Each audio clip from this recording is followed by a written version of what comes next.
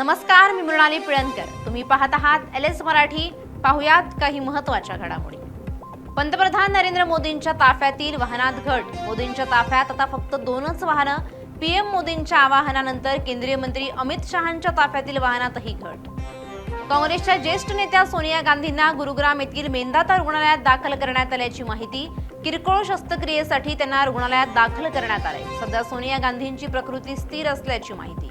परभणीतील जिंतूरमध्ये एटोली परिसरात वादळी वाऱ्यासह अवकाळी पाऊस. नागरिकांना उकाड्यापासून दिलासा, मात्र फळबागांचं मोठं नुकसान होण्याची शक्यता.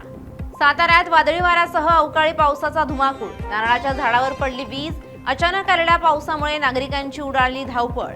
कोल्हापुरात पंचगंगा नदी बचाव संघर्ष समितीला यश. तेरवाड बंधाऱ्यावरील जलपर्णी हटवण्याची मोहीम सुरू. JCB तण ट्रॅक्टर तैनात. चाळीसगाव येथे पोलिओ डोस आणि लस दिल्यानंतर अवघ्या 10 मिनिटात 2.5 महिन्याच्या चिमुकलीचा मृत्यू. घटनेनं नागरिकांमध्ये संतापाची लाट. अकोल्याच्या वाडेगाव येथे एका 65 वर्षीय वृद्धानं थेट पोलीस चौकीसमोर विष प्राशन करून आत्महत्येचा केला प्रयत्न. घटनेवेळी पोलीस चौकीत कोणीही उपलब्ध नसल्याची माहिती समोर. वृद्धाला उपचारासाठी जिल्हा रुग्णालयात हलवलं. अमरावतीमधून हनी ट्रॅपची घटना समोर. बलात्काराच्या खोट्या तक्रारीची भीती दाखवून शेतकऱ्याकडून उकळले तब्बल 69 लाख रुपये. शेतकऱ्याच्या तक्रारीवरून पती पत्नी विरुद्ध गुन्हा दाखल.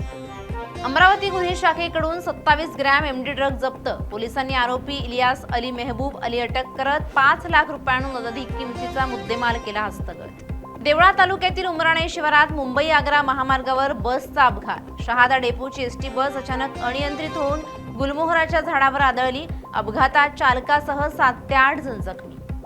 या होत्या आताच्या घडीच्या काही महत्त्वाच्या बातम्या. अशाच महत्त्वाच्या बातम्यांसाठी पाहत रहा LS मराठी.